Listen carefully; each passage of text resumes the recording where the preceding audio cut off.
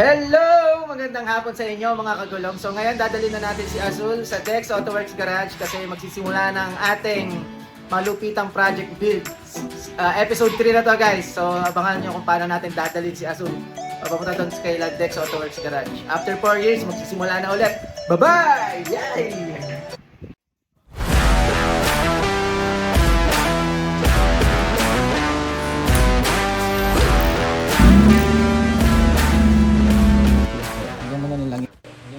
Ayan, pinuntahan na natin ngayon yung ating si Azul dito, no? So, ang tagal nito natambak, sira-sira na nga yung mga plastic, ayan siya, mga naulanan na rin, nalikabok na. So, piniprepare na lang dito ko yan, lalagyan natin siya ngayon ng gulong.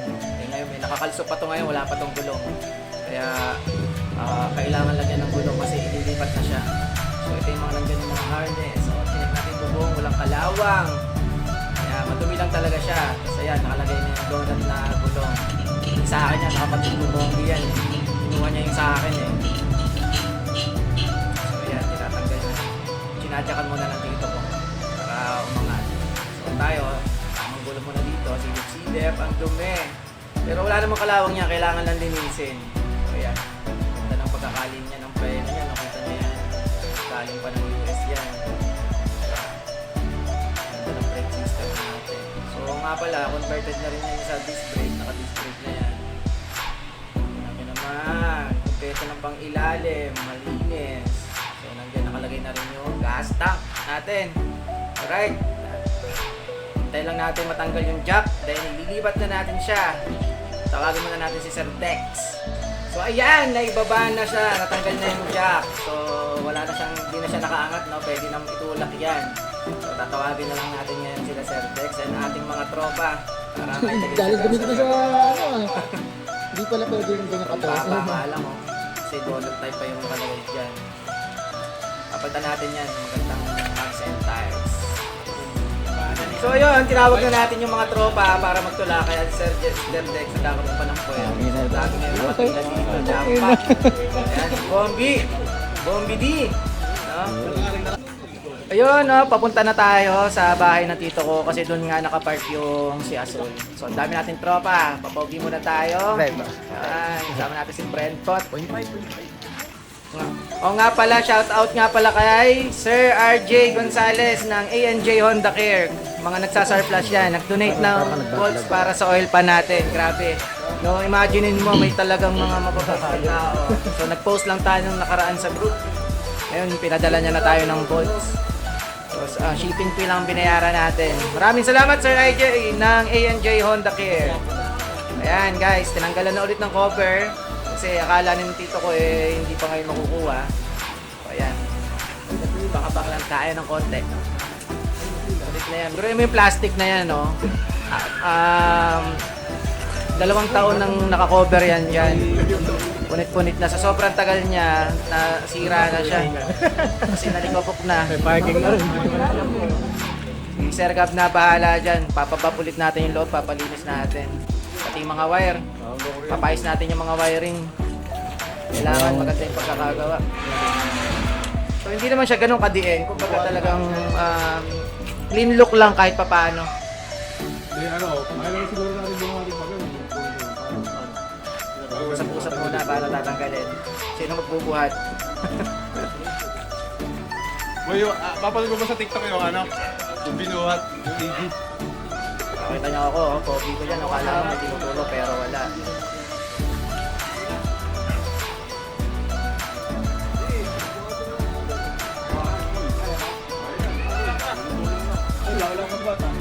So, dahil nga magaan pa siya, so, kita nyo dyan sa video, ilan lang yung nagbubuhat. Magaan pa yan kasi wala pa yung makina. Pero kompleto na ng pangilalim yan. Nandiyan na yung mga talangka, rack and pinion, mga strut bar, stabilizer, camber kits, pati tangke.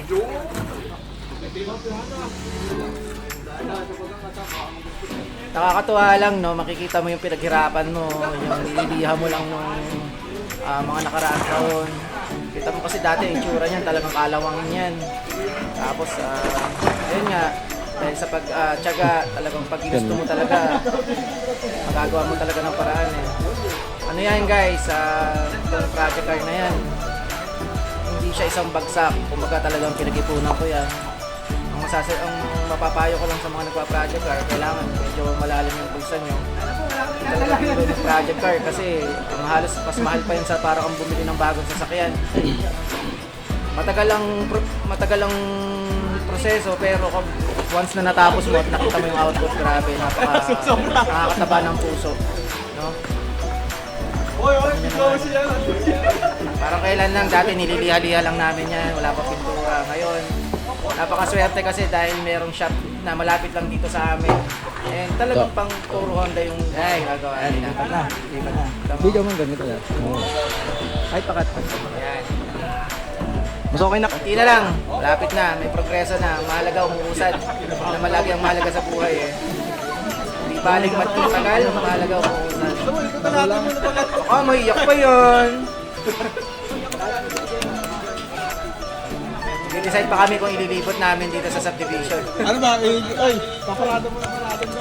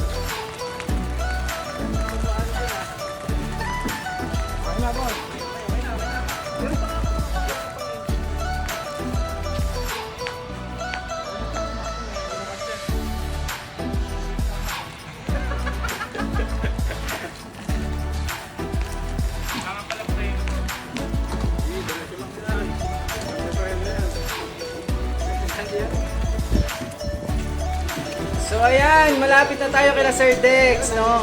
Sabi ko nga sa inyo, malapit lang yung shop nila dito, kaya talagang blessing, no? Napakalaking blessing dahil may malaking shop dito na malapit lang sa subdivision. Ilang lakad lang, ilang kembot lang, nandiyan ka na. Ayan. Ayun naman.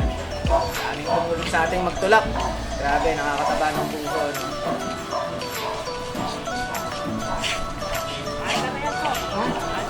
Oo, okay na lang. Ito na yan, dyan na nakapratos ng pick-up. Ito yung shop ni Sir Dex. Dahil papagawa dito ngayong araw na to. Actually, punong-puno yan.